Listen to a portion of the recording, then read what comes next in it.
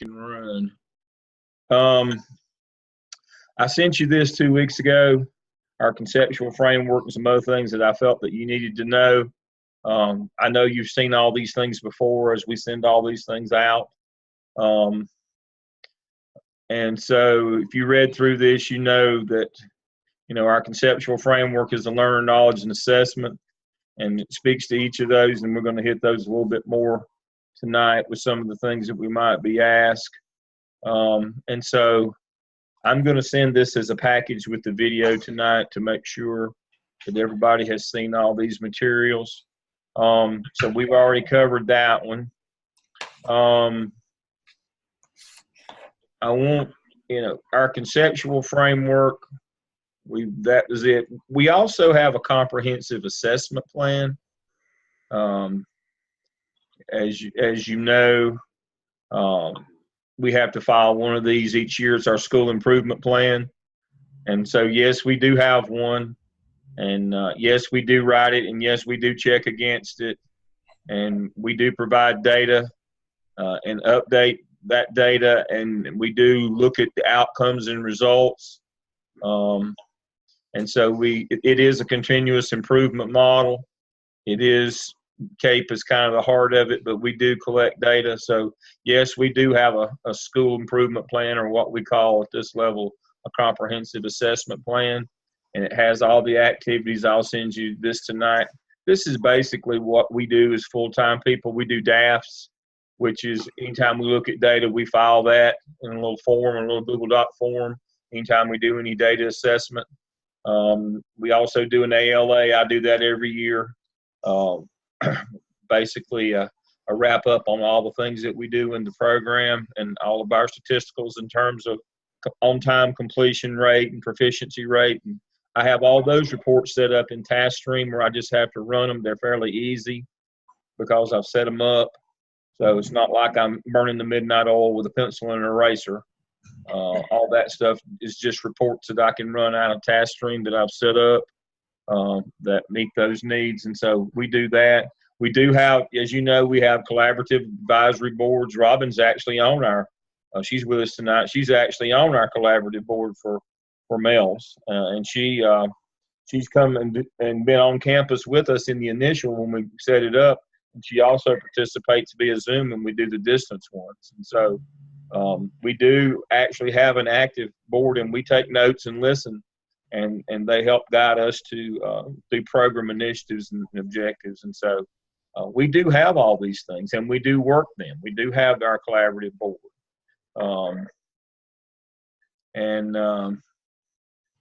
And so all these things that we do, it's not as random as it might appear at times. We have roles for everybody, just like me as program coordinator, all the things that I have to do. And we make sure and we have it all charted out. So we do have a school improvement plan. It is called our comprehensive assessment. So yes, we do have one. So if you're asked, we do have one. All right.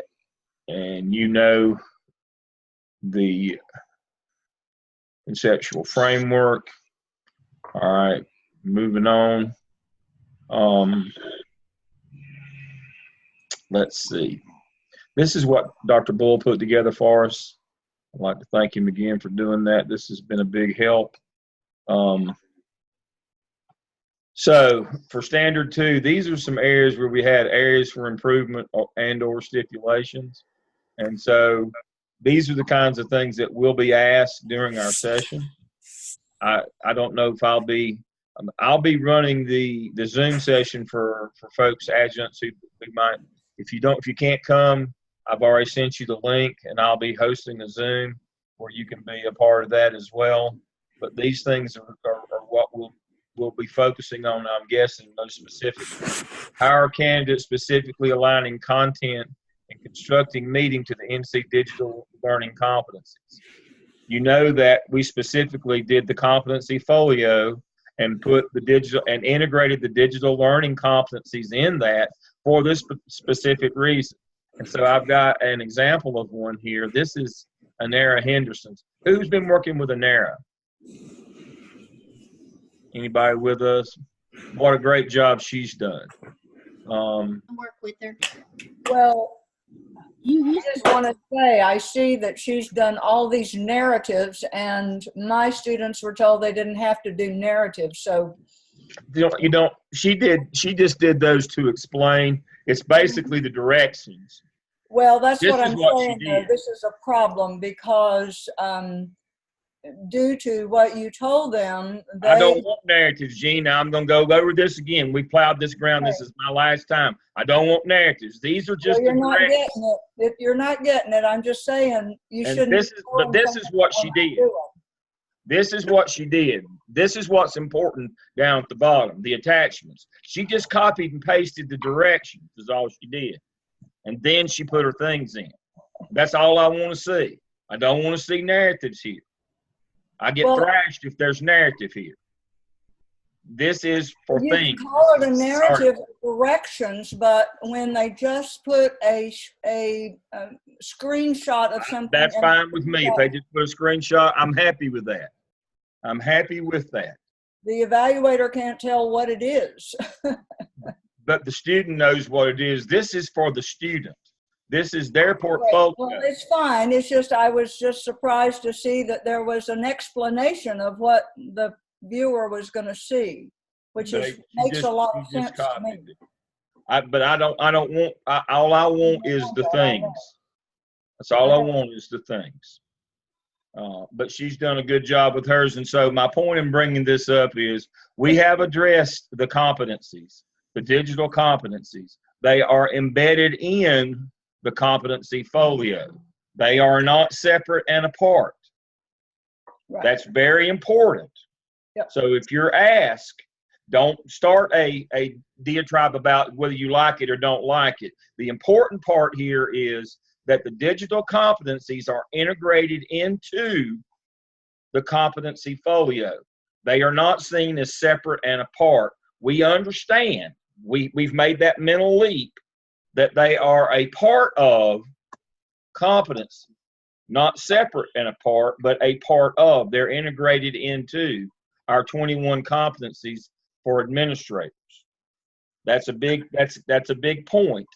We got dinged on that last time. I don't want to get dinged on that again. They need for us to prove to them that we understand that there are 21 administrative competencies in North Carolina, and the digital learning competencies integrate into those. They are not separate from them. That was where we got dinged last time, and we got dinged on narrative. They wanted to see things. We have a competency analysis for narrative. They want to see things here. This is where we got an AFI last time. I don't want another AFI here. We've done too much work and worked too hard to we don't have to fall off the bridge every time we come to it. We can actually cross a bridge and move on. And that's what we're doing here. So we AFI'd on this one last time. I'm determined we will not AFI again on this one, because this one is us. So we have put a system in place to make sure that our students integrate digital learning competencies into professional competencies, and that they show us examples of those competencies, not just talk through it again, that we actually have physical things, pictures, documents, whatever, that show that competency. We also, if they want to see the analysis, we have that as well.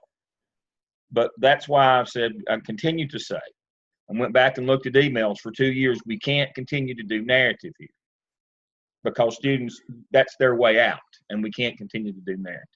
So that's the first one. That's why it's first, because we got dinged on that one last time. All right, back to my document here. All right, how do programs monitor the influence of employment opportunities on enrollment patterns? That's what our collaborative group is for. Remember, our collaborative groups, we have principals and superintendents, and that's how we monitor influence of employment opportunities on enrollment patterns, is through our collaborative partners and our partnership and agreements with different school districts. Dr. Bull is working hard to secure agreements with several districts to take and get cohorts of elementary teacher assistants and turn them into teachers as well. But we do the same thing in graduate. We partner with these districts. You know, we have memorandums of understanding. We went through the quality assurance program in was it last spring or spring before last? I did that. We went through the Charlotte Mecklenburg so that we could continue to be a provider for them. We spent a day where they came and basically did an audit on us for a day that I spent with them to do that. So our collaborative partners, the answer there is our collaborative partners, superintendents from around the state, different central, our memorandums of understanding, and our partnerships with specific school districts. We have all those in place. All right. So that was a ding last time as well. How do we track in-service and former candidates for employment milestones? I keep that. We have a group that I keep up with all of that. Let's see. I didn't load that one. I'm sorry. I should have already loaded that one. Let's see.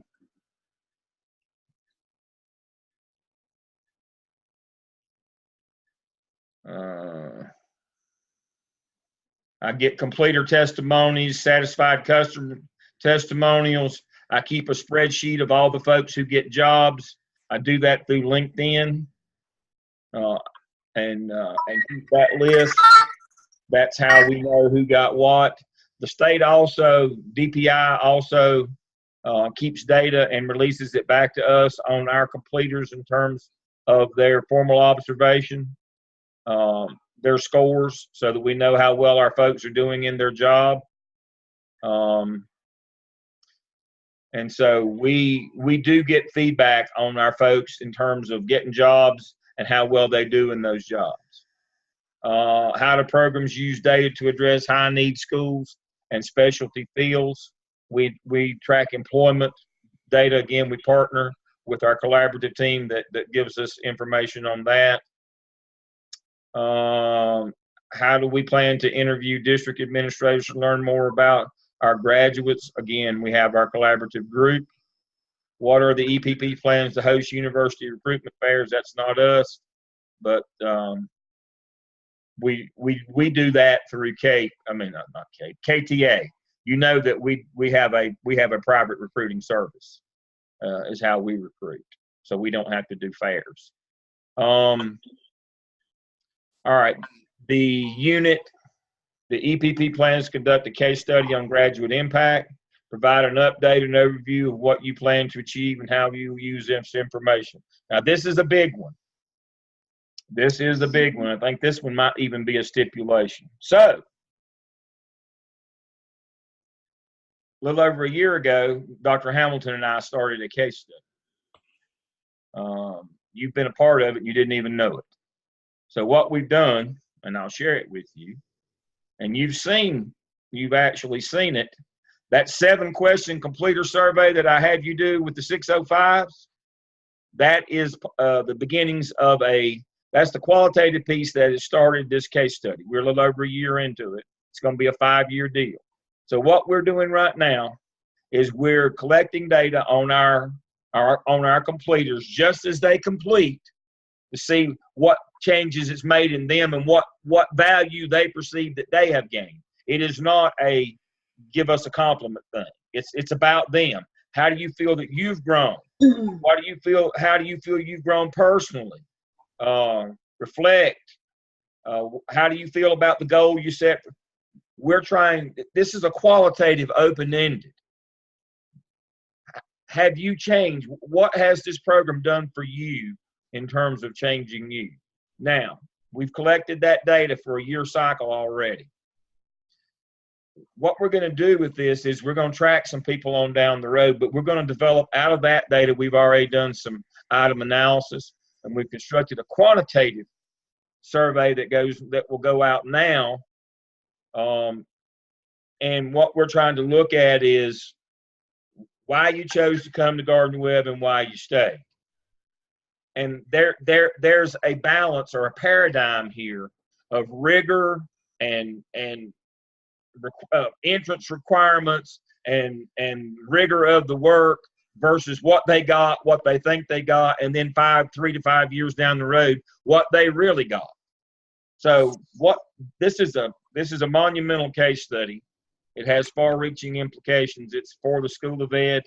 Hopefully, if we get something that's valuable, other departments within the School of Ed will do this. But what we're looking at is if you lessen your requirements and you get more people who are less capable in, and you have to reduce your rigor, will they then be able to do the job? I mean, are you defeating your purpose? Or can we overcome their deficiencies and they still do well? It speaks to your entrance requirements. Are we letting in people who bring the group down, and we have to kind of dumb it down, or is that happening? Is it not happening? Are we making it too tough on some? Is it too tough for what they'll experience later on, or not tough enough when they get out in the world of work? These are questions we need answers to.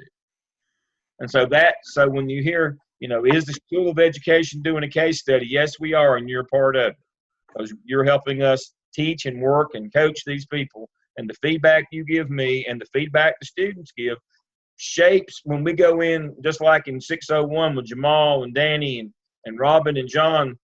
We've gone in and we've redone 601 add-on, and Malia's getting ready to do 602, and Nita's already done 604. Y'all have been working with me on 603, and Steve's working on 605. And as we continue to evolve our courses and work to get better, that assessment drives what we do, and that's what we're trying to figure out. It's not just a one and done kind of thing. It will continue to feed us data on, do we need to make it harder? Do we need to make it different? Are we putting them through too much in terms of what they will then do once they're out in the real world? Do we need to lessen our requirements? Do we need to up our requirements for them to get in?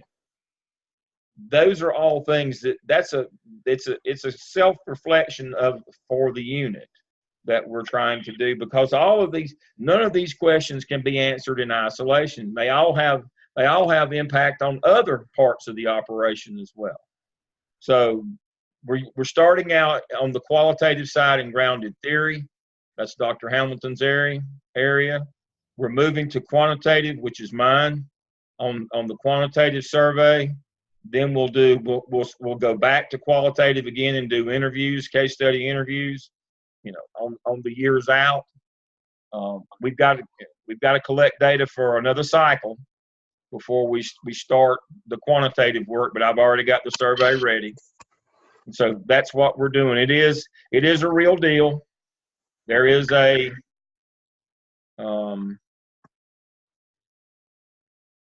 let's see, where is it? Here it is. There it is.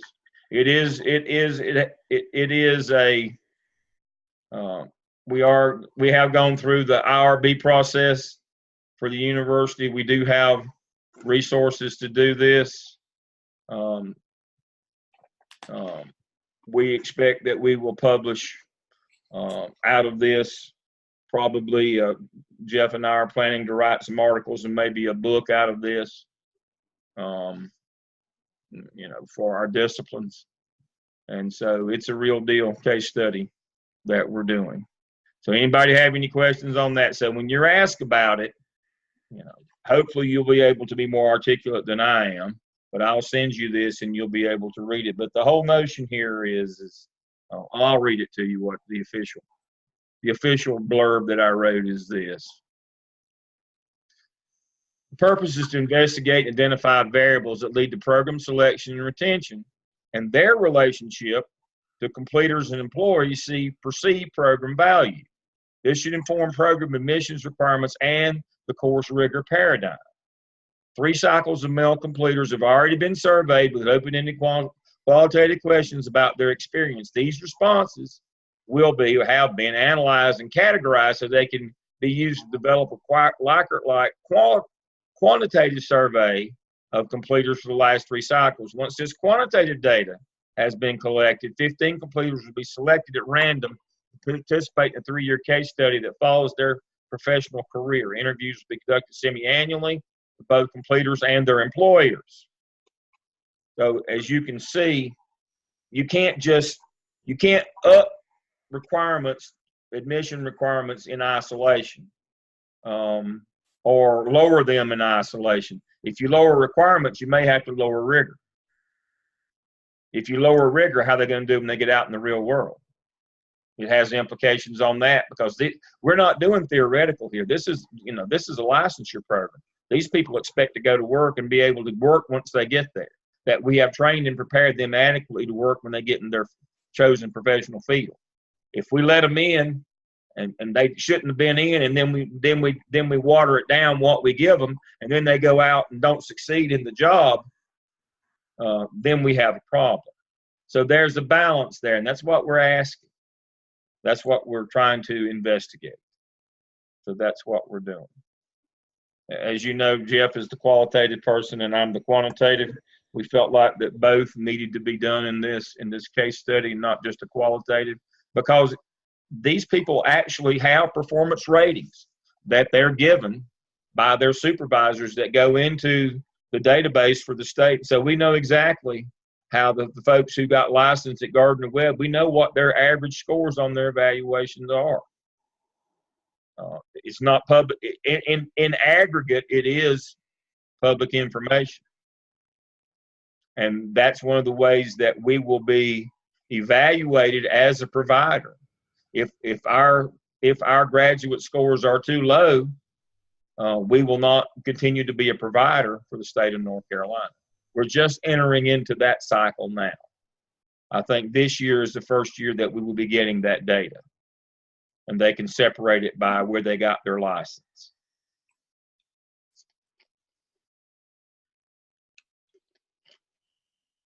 So if you're asked about that, we certainly are on that. All right. All right. So the case study, again, we're not doing recruitment fairs. We have a private recruiter, but they are doing those. Let's see. Will this information eventually go to DPI? Oh, absolutely. DPI has adopted CAPE. That's a good point, Jamal. All this stuff, DPI will look at this, all of these things that we're doing, and they will look at our data or look at our graduates' data and decide whether we'll continue to be a provider.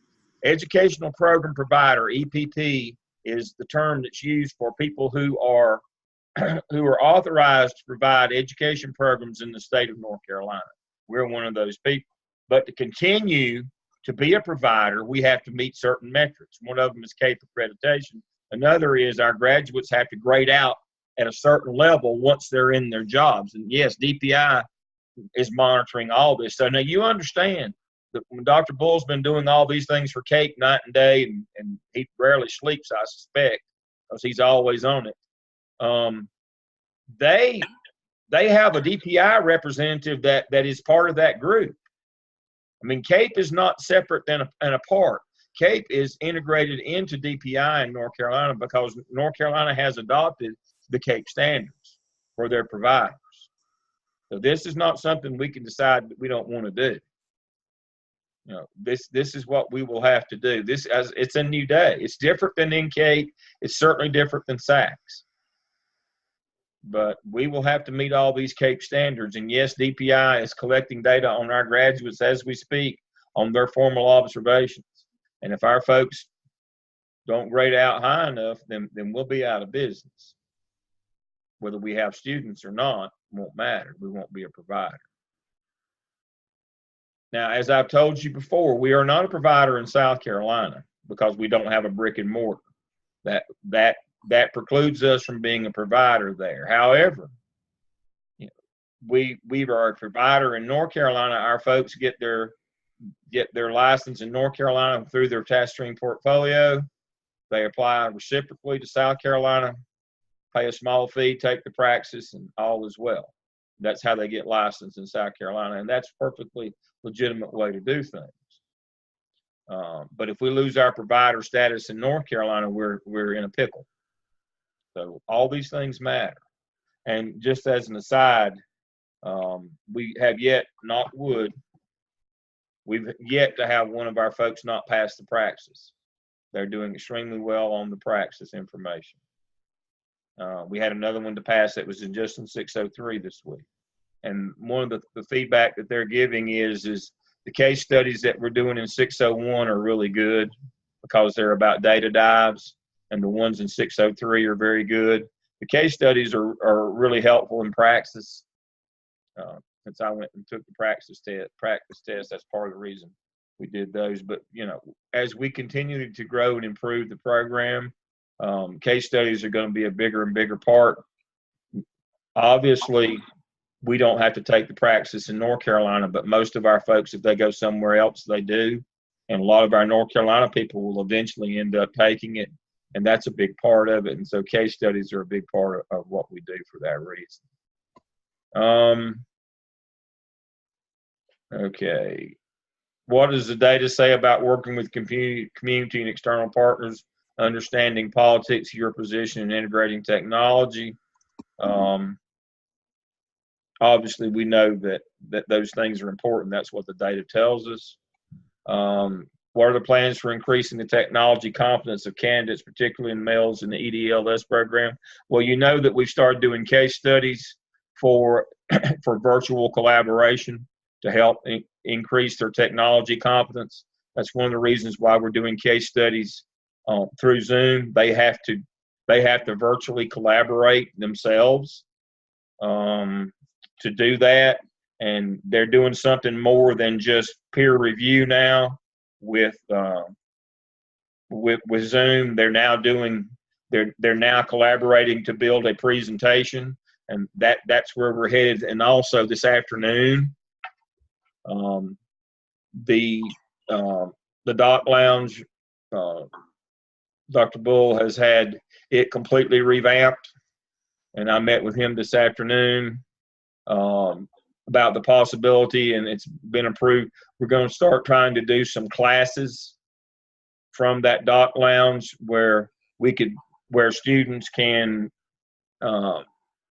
work in there and collaborate, but also we're going to move into collaboration using Google Docs where students can collaborate real time, where everybody has the same document open.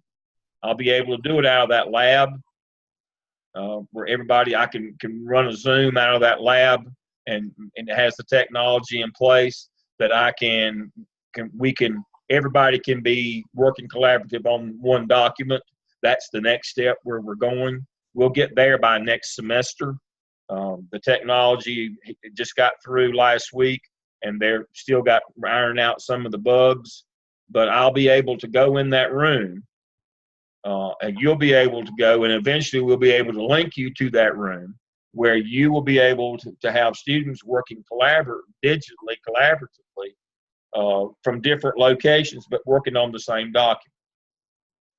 That's where we're headed. So when they say, what are we doing to integrate technology? Well, we're doing case studies where they now have to collaborate virtually using technology to develop a product, their presentations.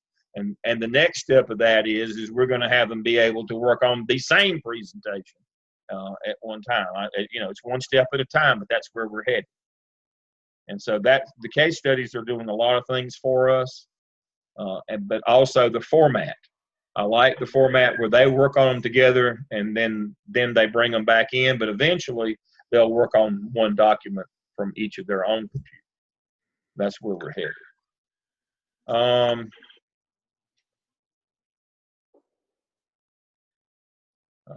What are the differences and similarities between your graduate program? The differences obviously are our programs are licensure, and there is a specific job that we're training them for that has rubrics and metrics and standards and competencies. Not everybody's does. What conference or activity do your completers attend? Obviously, they do the CILD, and they do others. Dr. Sanders has all of our folks that come through in a regulars master's program. They do conferences with her through 604. That's a big part of what we do. Obviously, our add-on people, they are a little more advanced, but they normally attend CILD. How do we plan to analyze the data from the alumni database? We're pulling that out. Our new institutional effectiveness person, Mitch, is going to do that. What key measures are used to address our operational effectiveness? Well, we look at on-time completion rate. We look at proficiency rate as well.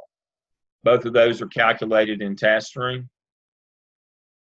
But that's what we look at, and we're beginning to look at, we will, when we get the data, and I heard it's coming soon, we'll be looking at how they do once they get their job in terms of their performance rating as well. But right now, we're looking at on-time completion rate and proficiency rate. And you know those are in task stream.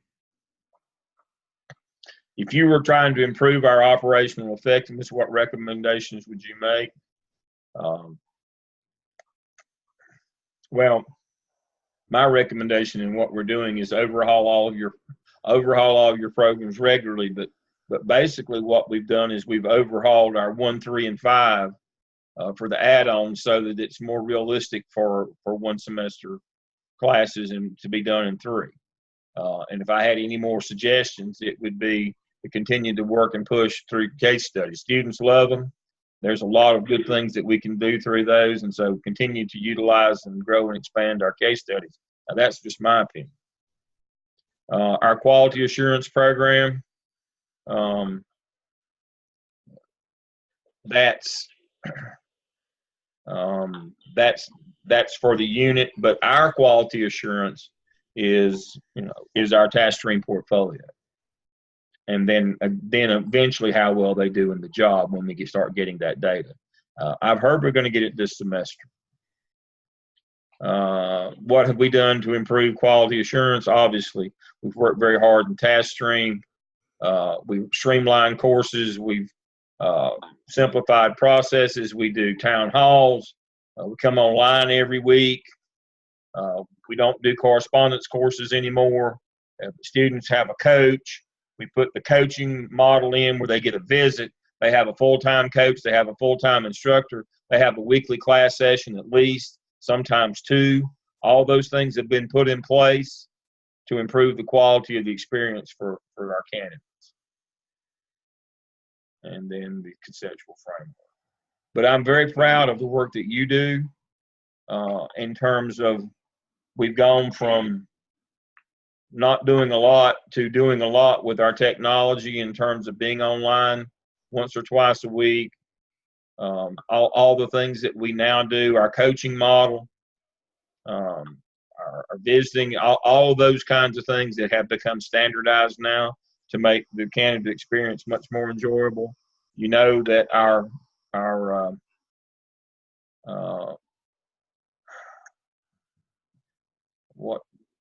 all of our statisticals are good. Our promoter score is 92% of our most recent graduates said they would recommend our program highly.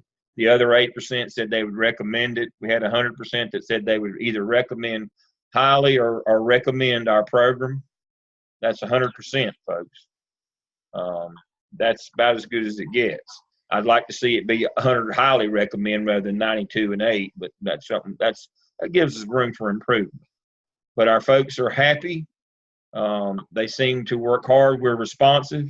We had an issue last night. A student emailed me. I said we'd get to it this morning, and the instructor's already taken care of it today. I mean, we work on the 424 model. We'll get back to you in 4, and we'll have it fixed in 24. I'm very pleased about that. Task stream, all of our work in task streams usually turned around 24, no more than 48. Most of the time it's 36. I know you're turning around work in Blackboard because I monitor that every day. Y'all are turning around your work in Blackboard very quickly. That speaks to retention. When they say, what are you doing to retain students? Are you just making the work easier? Nope. We're just making it quicker. We're turning TaskStream around faster. We're turning Blackboard around faster. We're coming online every week. We're sending out reminders when you're behind. We're doing all those things are our attempt at retention. And it works. It works. Those are our retention efforts. So if you're asked, and I think this may be the most important thing that I'll say today. This is we'll do 424 if you have a problem. We'll get back to you in 4. We'll have it fixed in 24. We'll have a resolution. We'll have your work graded. Our goal is 24. It's unacceptable if we go past 48 on grading work either in Blackboard or TaskStream. We will give you feedback immediately. We'll come online with you every week. We'll have a coach. We will record sessions. We'll send you reminders when you get behind. All of those are the things that we do to keep you with us.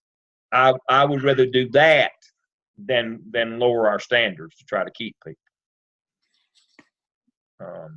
Yes, we do. We are trying to retain these people, but no, we're not watering the work down to do it. We're just offering more guidance, support, and assistance to retain students as opposed to making it easier. And I want people, I will fight anybody that says otherwise. What we're trying to do is maintain the rigor and integrity of the program and still get students through, because that's what we took their money. That's the social contract. But now they're going to have to work, but we'll work just as hard to get them through as they do. And sometimes y'all work harder. I just mostly kind of loaf them. I'm really good at that, standing around to work or with my hands in my pocket. But I know you folks work hard to get these people through. And I'm very proud of that. Not me, but us, of how hard we work to keep our students once we get them, and how far we go. And some of them try our patience. I mean, I'm sitting here looking at Rachel, and I think of Willie all the time. Willie'd worry the horns off a billy goat, but now Willie, we're going to work with Willie. It's easy to work with Kimry. It's easy to work with Melanie and Kimry and all those that are just perfect. It's easy to work with them. That's not what they pay us for. They pay us to work with Willie. That's where you make your money, and that's where you make the difference. It's just like school. It's just like school. My wife worked 15 years with Rachel in just a few minutes. I had a student that was really struggling in the first part of the program. That's the gentleman I mentioned about making a special trip to Durham. His last paper was phenomenal. Well, there you go. Organized, it was detailed. It was. Now we took a lot of hours to get there, but I think that goes along with the Willies, because I've got a Willie too, and exactly. I mean, it's just phenomenal the quality of work that he's come full circle with what he's been doing to where he is now. Yeah. But you took the time to go to Durham and visit with him and sit down, and maybe that's all it took. Maybe you're the magic man. I passed the baton to you. There's nobody on staff who wouldn't do the same thing. Yeah. It used to be me that went out and made the visits and brought the magic. Now it's you. I've lost the magic. I've passed it off to Steve now. You're the magic for all of us, Dale. No, you got it now. But that's what we want to do. That's who we are. That's what we do. And so when our students struggle, that means we've got to work harder. And that's the whole point. We'll work harder to provide you with what you need. We took your money. We're a Christian institution, and we're supposed to be Christians. We need to live our faith. I preached a sermon at St. Mark's one time. I about got stoned before I got out of the pulpit. I made them so mad. They asked me what they could do as a church community to help us at the school. I was a high school principal at Buckle High School. And I told them you could teach your kids that religion's not about where you go on Sunday. It's about how you live your life every day. I'd stopped preaching and started meddling, I guess, at that point. But if we profess to be Christians in a Christian institution, then our responsibility, we have a moral and ethical obligation to work with these people and do the best that we can for them.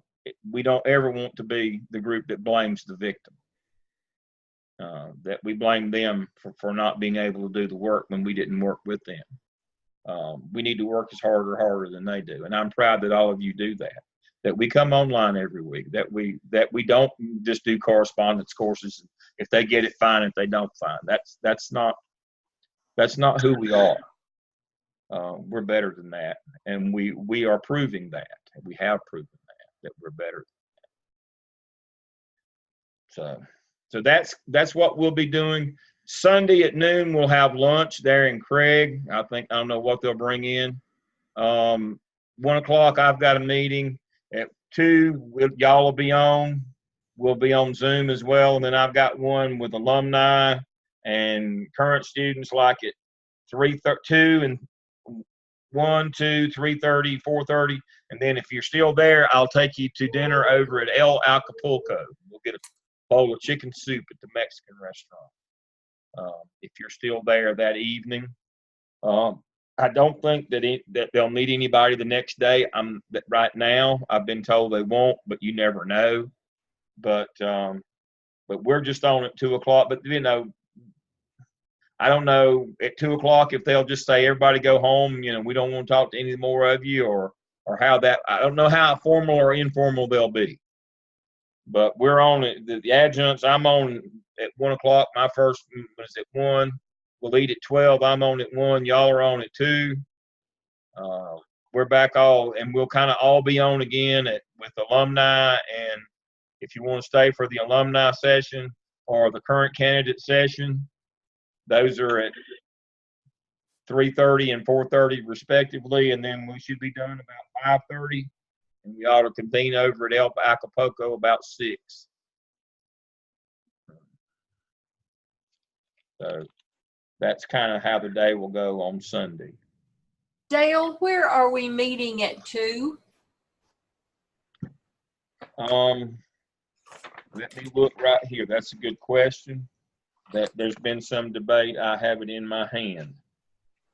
All right. So at 1 o'clock, the Craig Doctoral Lounge, the Doc Lounge right as you come in the back door of Craig there off the parking lot, that's the Doc Lounge right there. They fixed it up very nice. And so that's where we're going to meet with them. And then at 2 o'clock, it says that we will be in that same lounge at 2 o'clock. And then, we're supposed to be in that Doc Lounge all afternoon. I think there might have been some point where we were moving around, but my understanding right now is that that's where we'll start and that's where we'll stay, is in that Doc Lounge. So if you're facing Craig from the back, the dean's office is down on the right-hand end off the parking lot. The opposite end, down where our offices are, as you come in and turn right and start down the hall, that first door on the left is the Doc Lounge. And it's been fixed up nicely with monitors, workstations in there. And supposedly that's where we're going to be in there all day. Now that's just before the ladies' bathroom, I believe. No, that's the opposite end. The Doc Lounge is on the opposite end from the bathrooms. The bathrooms are down near the dean's office. Okay. All right. The opposite end, down where we are, Steve, as you come out, there's that big office across the hall from ours. Yeah, right there in the corner that they've been working on. That's the Doc. That's what they call the Doc Lounge. I didn't realize that. And so that's where we're going to be meeting. So that's where we are. And of course, you can come and hang out in my office, and we'll be around. But I don't know if they'll run us out in between sessions or what they'll do. But is there visitor parking, or what is the parking situation? There won't be anybody there on Sunday. You can lay down the road. There'll be plenty of parking places on Sunday. Okay, no problem. Students go home. You can park right behind the building there. The students go home on the weekend, and so there's plenty of parking.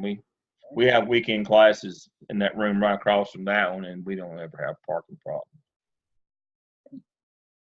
There's plenty of room on the weekends. All right. So that's all the documents I have. I'm going to send all these with the video. I see, Gene, our time is up.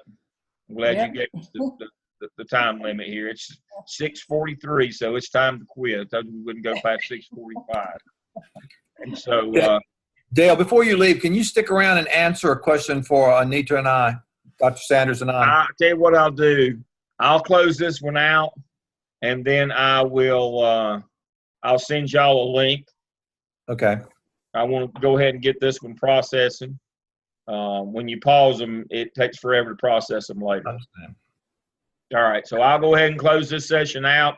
I'll send y'all a link right back. I appreciate all you do. I'll see y'all Sunday. Have a good week. Thank you. Thanks. Good night. Good night. All right.